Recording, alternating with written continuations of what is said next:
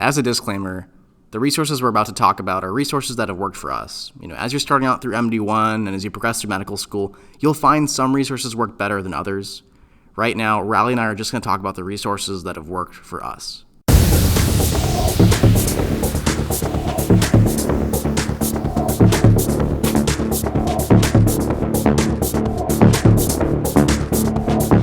So starting off on our first resource, Osmosis. What do you know about Osmosis, Riley? I think Osmosis is really sick. It's a video resource.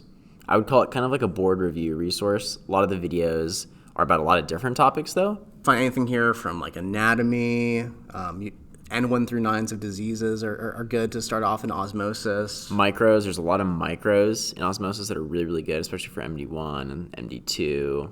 And I'd say, too, Osmosis is best used as kind of like a first pass over a resource. They'll give you just a broad overview of a topic. In terms of like depth, Osmosis probably isn't the best, but for the first time you're seeing a topic, I'd really recommend Osmosis for that first pass review. Absolutely. I think the visual aspect of it, combined with kind of that very kind of light information, not too crazy, is super helpful for kind of understanding a topic when you're very new to it. The pathology review videos, if you search pathology review something, those are a little bit more detailed, and I really like those. Derek, how would you rate Osmosis overall? Final rating, I would say 5 out of 5 high-yield squids, especially in MD1. Yep, especially in MD1, it's going to be 5 out of 5 squids, for sure. Amboss. Derek, what do you have to say about Amboss? I would say Amboss is going to be your bread and butter resource as a medical student. Anytime you have an N1 through 9, Amboss is usually one of the first resources I go to. It gives really good high-yield information. It also has a QBank section. When it comes time for testing, those questions are excellent to get you prepared, even for the in-house JABSIM tests, but also for board review tests down the line. Absolutely. Amboss really is a must-have. You can pretty much use it for anything. Farms and micros are the only thing you kind of can't super use it for, but it's amazing. Especially when MD2 starts, you're going to really, really need Amboss. I would rate Amboss 5 out of 5. Riley, can you tell us more about that B&B, or should I say that bread and butter? That's right, Derek. B&B is bread and butter. What else can I tell you? It's foundational. If you're using Onking, you're using B&B. Dr. Ryan is going to lay it down. Honestly, it doesn't even matter what the rating is because you're just going to use it. So I don't know. It's 6 B&Bs out of 6 Dr. Ryans. So Riley, tell me about first aid. I hear it is the medical student's Bible. You have heard correct. Everybody knows about first aid. It's pretty much the go-to book for preparing for step 1. That being said, as a resource for LI, sometimes it's not the best. It has all these different sections on all the topics you'll cover in medical school. Like there's a section on an MI, a PE, all these different things. So it really breaks down every topic to the very specific, most high-yield things you need to know, which sometimes is helpful for making LIs. But for learning, it can sometimes not be the best resource. Yeah, I would say the best way to use first aid, especially in MD1, is more just to get a sense of what information could be important in high yield. Use first aid to kind of set the boundaries of what content you should be including in your LI. However, as like a primary resource to learn, I don't think first aid is your best bet. I would probably stick with maybe Osmosis or Amboss for that kind of stuff. They do have really good figures in first aid, but overall, I think I would rate this resource a 4 out of 5 due to the level of detail, and maybe a 3 out of 5 high-yield squids for MD1. So Riley, tell me more about online med-ed. I've never really used this resource, but I know you love it. I'm a huge fan of online med-ed. It's sort of like B&B and NinjaNerd had a baby, and that bald-headed, beautiful little child is Dr. Dustin. He uses the whiteboard, and he has a little bit more detail, a little bit more clinical knowledge in each of his videos, so definitely check it out, and it's all free. And how do you rank it? I would rank it as probably like a 4 out of 5. Sometimes his videos are a little bit too detailed, but I really enjoy it. You think it's worth using in MD1? Probably not super worth in MD1. I would probably give it like a 2 out of 5 for MD1. Give it a try, though. Sketchy. Derek, what is the deal with the sketch? Sketchy is an amazing high-yield resource. There's a lot of visual memory aids in a video format that help you with microbiology and pharmacology. Oftentimes, when you're studying pharm, you're studying micro, there's a lot of these minute details that are important and high-yield for board exams. Sketchy highlights these facts and information in a very simple way through cartoons and really helps you memorize the information. Wow. How would you rate Sketchy? I'd rate Sketchy, I would give it a 5 out of 5, high yield squid. There's nothing quite like it. Sketchy is very much an on-king or on-key resource, so it jives super well with that once you start using it more in MD2. But for MD1, I would say you can kind of get familiar with it when some of the micros come along, but overall, it's maybe a little bit too much detail for a lot of the cases. So use it with a little bit of caution.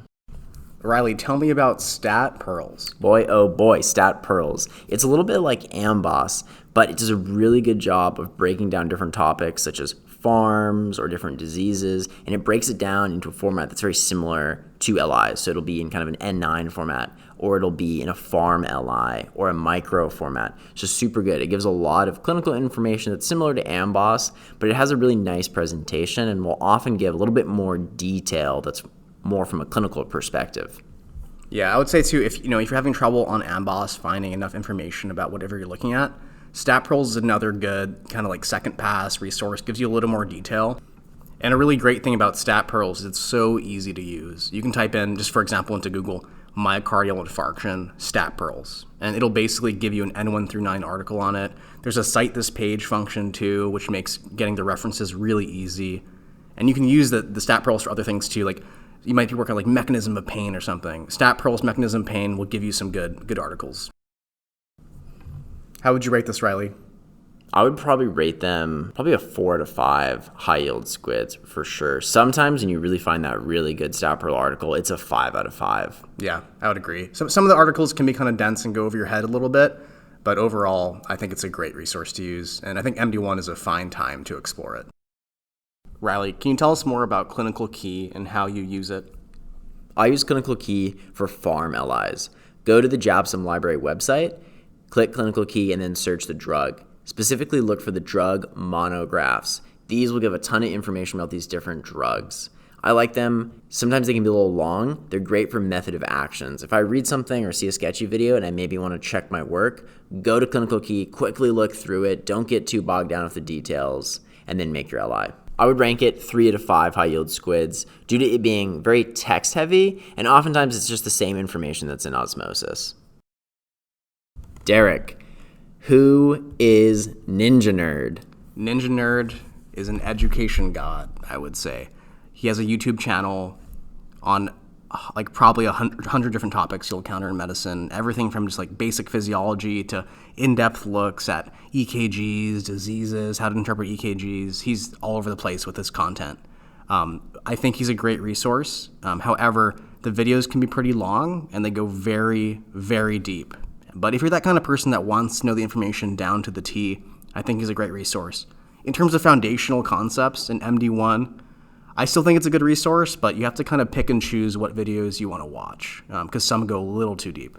Overall, I'd probably rate it a 4 out of 5 high yield squid. In MD1, it's good to explore it, but in later units, it can often be a little too much and you kind of lose efficiency with how long the videos are. But overall, always great content. Riley, tell us about that Pathoma, though. Pathoma is sort of like Pepsi, B&B is like Coca-Cola. They're very similar. Pathoma, though, will often go into a little bit more detail and focus a little bit more on the pathology of things, which makes it super useful when you start doing pathology in MD2 and sort of the end of MD1. It's very much an Anki resource, so it jives really well with that. And it's also just a little bit more engaging than some of the B&B videos. It's a great supplement. Watch the B&B, then watch the Pathoma, and it sort of fills in all the gaps. I would rate it pretty much a 5 out of 5. I really wish there was more Pathoma videos because they're super, super good. Derek, tell me about Costanzo. Grazie. Costanzo is a physiology textbook. I think it's a pretty high yield resource, although it can be pretty dense. So initially, when you're first studying your physiology, a certain topic, it can be kind of hard as a first pass to read the Costanzo chapters. I think using a first pass resource, like going on YouTube, learning about physiology from like NinjaNerd, for example, is a better place to start. But when you want to really consolidate the concepts you learn, looking at Costanzo's is good because it goes into that detail. They have really great figures. It just can be really long to read. What we'll do sometimes before starting like MD2, MD3, MD4, during a break, we can kind of read a little bit on the chapters before the unit starts. That can kind of help. But overall, I think it's pretty good for physiology LIs, but I'd use it more as a second pass resource versus like a first pass. How would you rate Costanzo? I'd rate Costanzo, honestly, I'd probably give it like a 3 out of 5. I personally am not a huge textbook kind of guy, and I find it's a little too dense for me a lot of the time. Derek, tell me about Robbins, not to be confused with Rubens. Yes, Robbins is going to be like one of your bread and butter pathology textbooks if you are a text-based kind of person. I know I said I don't like textbooks, but the one exception I make is for Robbins. And that's because when you're studying pathology, MD2 and beyond, you'll find that it's pretty complicated, especially on like a pathophysiological level. Where Robbins really shines is that it really walks you through the logic of diseases and really gives you a step-by-step idea of what's happening on a pathophysiological level. It often has really good pictures of like pathology slides with descriptions of what's going on. I do think, however, this is a good second pass resource. This isn't the best place to start. I probably would start off with like a Pathoma video, and that will give you a good grasp on a certain pathology topic. And then when you want to fill in your gaps, hit up the Robbins and then solidify like that. I'd probably give Robbins a 4 out of 5, high yield squid. I think it's a good resource. It's just kind of dense. And I don't think you'll be using it too much in MD1, but later units for sure. Riley, tell us about that Harrison's internal medicine book. Harrison's is a one-stop shop. In every single one of my LIs, I'm citing Harrison's. It basically has information on any disease that you really need. That's why it's an internal medicine textbook. It's really, really broad. What I like about it is generally the amount of information isn't too overwhelming. Sometimes it can get a little bit in the weeds, but for the most part, it provides a pretty good introduction to a lot of topics. So if you really like textbooks, Harrison's could be a pretty good first pass. Sometimes what I don't like, though, is after going from B&B or a first pass resource, Harrison's sort of just has the same information, and that can be a little bit annoying because I've took the time to read this textbook. But it's a pretty good textbook if you like textbooks. I would rate it probably a 3 out of 5, just due to some of the chapters being a little bit of a miss. Derek, tell me about Sherris. Sherris Medical Microbiology is perhaps one of the best, I would say, sometimes it can be used as a first or a second pass resource for microbiology, okay? Sometimes you're not going to find the Sketchy video on that microbe, or maybe the Sketchy video doesn't go into the detail you need for your micro LI. Oftentimes, Sherris will come through and give you that detail you need.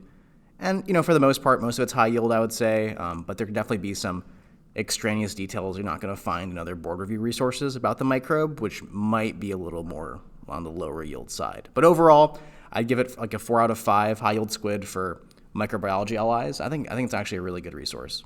Absolutely. Super enjoy it. The tuberculosis chapter was honestly a joy to read. Wow. Okay, take a breath. Thanks for sticking with us. I know that is a lot of information, but MD1 really is a time to experiment with new resources. Try stuff out. If you don't like it, that's all right. Just stick with it. Come MD2, you're really going to be a pro and you'll be able to navigate these resources a lot better. Just try your best to try new things and see what works for you.